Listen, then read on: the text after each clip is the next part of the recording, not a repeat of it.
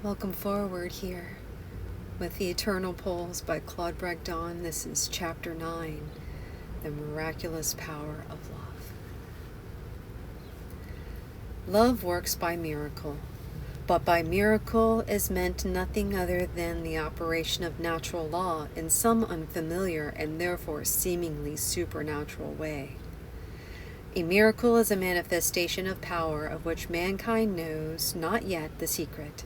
As soon as the modus operandi is understood, it ceases to be miraculous.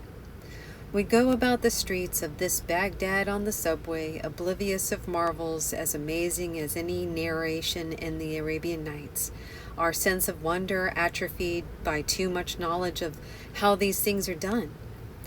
But when we continue to get a thrill out of the idea of a door which can be opened only by the utterance of a particular word, as in the story of Ali Baba, because the mechanism of this is something which the scientific America has thus far failed to explain. Now, the action of the life force on the personality may be said to be miraculous because hyperdimensionally, for nothing is known of hyperdimensional physics other than their effects. Birth, metamorphosis, growth, renewal are all some of these effects. And the action of love on the personality is like that of sunlight and moisture, the marriage of fire and water. On vegetation, it hastens metamorphosis, growth, and renewal, speeds up the evolutionary process. Who has not either experienced or witnessed the transforming and transfiguring effects of personal love upon the personality? Cosmic love, however, is a rare thing that its phenomena appears truly miraculous. Cosmic love, it will be remembered, is the unimpeded action of the life force in and through a redeemed personality. Prince Siddhartha and Jesus, son of Joseph, both made this gift of themselves for the sake of humanity and were metamorphosed into those world saviors and miraculous workers, Buddha and Christ. Their lives were dramatizations of the process of identification with the life force, which reached its culmination for one under the bow tree and for the other under the cross. But this process, alike in both, did not reduce them to one likeness. They achieved universality through no sacrifice of particularity. Their individual uniqueness remained unimpaired, intact. And this is the real miracle of the incarnation, that not only can the drop flow into and become one with the ocean, but that the ocean can flow into and become one with the drop. The personality, in losing itself in the life force, cannot itself be lost. Siddhartha and Jesus need be imitated in nothing except one thing: their identification with the life force. This is alone important. The worship of Jesus, the man, is an idolatrous worship. No scripture is sacred and no land is holy. Identification with the life force comes about through the operation of cosmic love upon the personality, or say rather, the percolation of cosmic love through the personality. Perhaps there is some way other then, maybe those are who are strong-willed enough to take heaven by storm. But the love way is open to all, and all who enter in sincerity and selflessness soon discover for themselves that love moves in mysterious ways his wonders to perform, making what seemed difficult easy, what seemed impossible possible. For the effect of love upon the personality is like that of heat on a solid. It liquefies, it vaporizes, that is to say, it creates where the personality conditions, wherein it is less and less conditioned, wherein there is more and more room to move about. Now, space itself has been defined as a room to move about. Therefore, it may with truth be said that love conquers space and time in their accustomed aspects because it is a higher dimensional activity. And the conquest of each higher dimensions bring with it mastery over the lower and over time. For example, the aeroplane, with which man has conquered the third dimension, the vertical, has given him an added mastery over the first and second, latitude and longitude, and over time. To the love-lighted consciousness, the walls of its prison, the narrow prison of the breast, remain as before, but love laughs at locksmiths because it is itself the key which can unlock some secret door whereby consciousness escapes into the plaisance of the fourth dimension, meets and communes at will with whom it will, and then returns like Cinderella from the ball to toil again at scrubby tasks, not nearly so distasteful now by reason of the knowledge that this world is only the kitchen of the house of life. The awareness of all this is at first purely subjective, registering only like dreams which cannot be remembered save that they were full of interest and felicity. But little by little a growing awareness of the adventures of the lonely bird away from that body which is its nest percolates into the waking consciousness as the personality becomes, under the energizing action of love, a finer and finer vehicle. The gateway to this larger than personal life is through and by means of the love of persons, but once entered, the persons as persons become of no more importance than the gatepost of a park to one who stands within. This does not mean that the dedication of the personality to the life force puts an end to personal love. Cosmic love is no more inimical to personal love than communal life is inimical to personal life.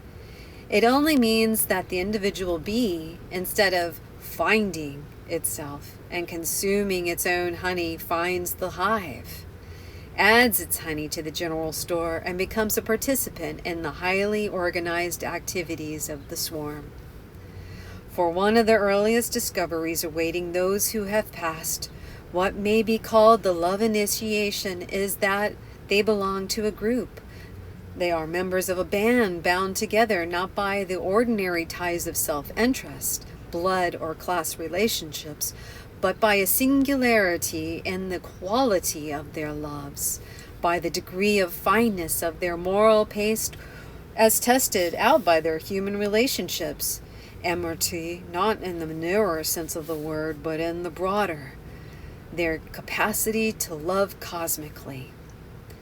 It is this particular gravitational pull, along quite independently of self-interest, social position, and physical propinquity, which determines the inner organic structure of humanity, as it is the gravitational pull which is dependent upon self-interest, position, and propinquity which determines its outer organic structure. Such things as government, party, class, club, clan. One of the chief concerns of those who are thus bound together by invisible ties of love would be to bring that outer organic structure more and more into the likeness of its archetype, the inner organism, by including and introducing more and more of love into their every human relation, thereby cooperating with the life force to establish its kingdom on earth as it is in heaven. For the parable of the talents can have no other meaning than this. The servants are personalities in the service of the life force, and the number of talents given to each is the measure of cosmic love of which each is capable. The capacity to love thus greatly grows only by greatly loving. Love is an energy, and therefore when it ceases to operate, it ceases to exist. As such, at all, This is the reason why the servant who buried his talent had it taken from him. When he stopped loving, he lost the power to love. There is a particular aptitude to this use of material wealth as a symbol, because love is indeed the golden coinage of the life force, which alone enriches, and enriches only by investment and reinvestment, by the love of others, but never of oneself. The accumulation of money for oneself and the spending of it exclusively on oneself is a form of self-love, which brings its own particular form of retribution in what may be called the Midas touch. He who estimates all value in terms of how much it will cost or how much it will bring towards every sweet, tender, life-giving thing to gold, which is to something hard and dead, leaving him poor indeed, for money cannot buy a simple necessity of the soul. But through giant spirits lie entombed beneath the gold thrones and mountains, the fire of compassionate love can melt even those thrones and mountains into pavements of gold, putting it underfoot where it belongs. To the very rich, salvation through love is difficult, because by reason of their enforced preoccupation with purchasing and possessing, they come finally to think of everything in terms of barter, whereas love cannot be bought, sold, or possessed. One of the first effects of cosmic love upon the consciousness is a growing unconcern about worldly wealth and condition. After Cinderella had found the prince, she did not so much mind the work and the kitchen, and instead of envying her idle and fashionable sisters, she pitied them. Eagerness in the pursuit of money and exaggeration of its importance is a sure index of subjective love hunger and love deprivation. The deserted of Eros find in spending a kind of consolation. I once knew a woman who, when her husband was particularly cruel and obnoxious, salved the wound with a pearl necklace, a diamond bracelet, or a Paris gown. Another indication of the absence of love is the presence of ugliness. The dead bare bough where should be blossom. For the love beauty is the attribute, the evidence, and the end. It is love's language. The dirt, noise, stench, bombastic, sordid ugliness of our cities seem to cry aloud, "Nobody loves me. I was built by the unliving." And rouge, lipstick, high heels, and lifted faces seem to say, "Love me, else I die." Simplicity and an inevitable beauty will be the natural fruitage of the love-governed life, and these qualities will permeate its every activity as salt permeates the ocean tides. That life, moreover, will take on a rhythmic quality. It will become a song, characteristic of the person, but part of the larger rhythm of the life force, and so related to the movement of other lives. Just as, under the baton of the leader, the sounds of all the different instruments of the orchestra are bound into a single harmonious pattern without robbing any one of its distinctive quality, so in the communion of souls through love, each is enriched by each other. Each, in subordinating interest, transcends itself. If it be true that the function of life is to imitate art, I can conceive of no more admirable thing for imitation than the organization of a symphony orchestra, for it provides an archetypal pattern for the perfect state. It is monarchical, imperialistic, in that it is controlled and directed by a single leader. It is hierarchical, in that it is graded organization, strings, woodwind, and brasses being like the three divisions of the angelic host. It is communistic and democratic in that all are solely subject to the demos, which is the music.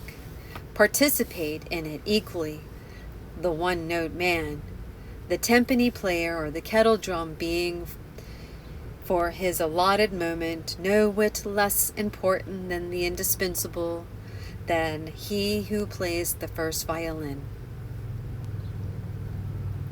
Continuing in terms of this particular analogy, that player who, love-initiated and love-inspired, becomes aware of the more enthralling and intricate rhythm and richer music of the life force, henceforth concerning himself with trying to understand and interpret that music in concert with his fellow performers instead of piping his own little egotistic tunes on the penny whistle of his personality, even though the effort involves new and difficult adjustments and the restrictions of the individual willfulness. In plain words, with the advent of group consciousness, the lessons of the cooperative action must needs be learned. Ordinary life in the world is always teaching these lessons for the reason that people are inescapably involved with one another and are forced, therefore, to make mutable adjustments. But what I refer to is something altogether different. Those drawn into the same group consciousness, those a likeness in the quality of their love, are often spatially remote from the personally unknown to one another. Communication, therefore, can only be by the means of the radio, whose cabinet is the attuned mind and heart. The idea of the possibility of such communion should no longer seem preposterous in view of what has been accomplished by purely mechanical means. Thought and emotions are themselves vibrations which, pulsating forever outward from their source, can be picked up. Radio, cinema, and television are the only beforecast shadows of now dormant powers, which will give to the man the freedom of the new species quite independently of the clumsy mechanisms he uses now. And from the vantage point thus gained, his present interest and preoccupations may appear to have only the same relation to the self and to the love-illuminated life that the play within a play in Hamlet has that tragedy, namely a purely symbolic one. Give all to love. In order to develop those powers required for this communion, it is necessary only to love greatly, with the energy of the life force which is in all places at once. Bhakti Yoga, the yoga of devotion, is the short and ecstatic road to union, but it is open only to those who can thus greatly love. For such as are the lesser endowment, 3 disciplines are necessary: the control of the body, non-attachment, and concentration. As this is not a handbook, but this bare statement, that may suffice. For there are books which can be studied, and teachers who, if the candidate's desire be strong enough, will cross his path or come to his door.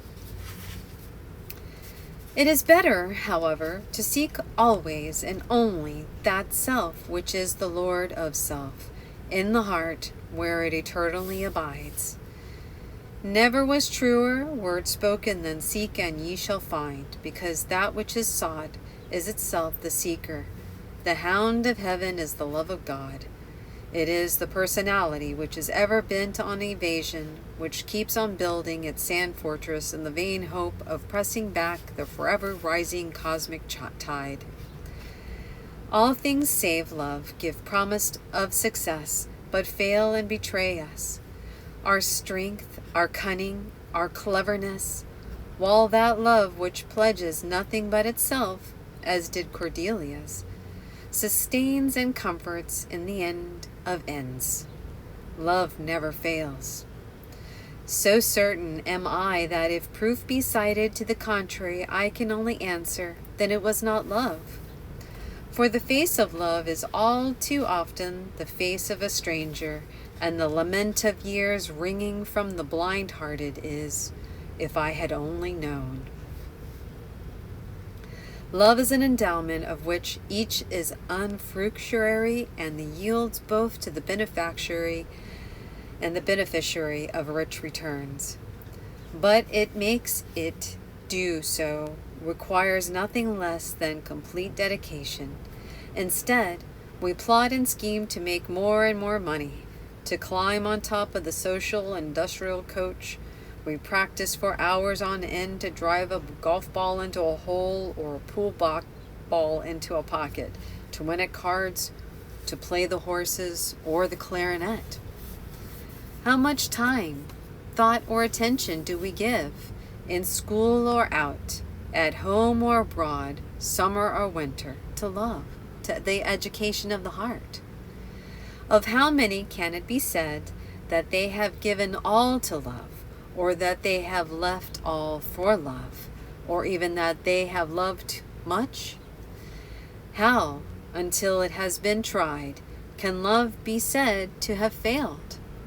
Perhaps after war, diplomacy, arbitration, mind idolatry, churchianity, humanism, behaviorism, psychoanalysis, yoga breathing, gland grafting, and all false reasonings of this age of reason have run their course and revealed their hollowness, we might try the experiment of organizing our lives, our love, private and communal, on the basis of love, for love is the great reality. And thus ends chapter 9 and also the book. I do hope that you enjoyed this reading. This is one of many Claude Bragdon books that I have, that I find as a treasure, and I do pray that it offers you some insight to the growing uncertainty that we are faced with today. And yes, love is the answer and the way.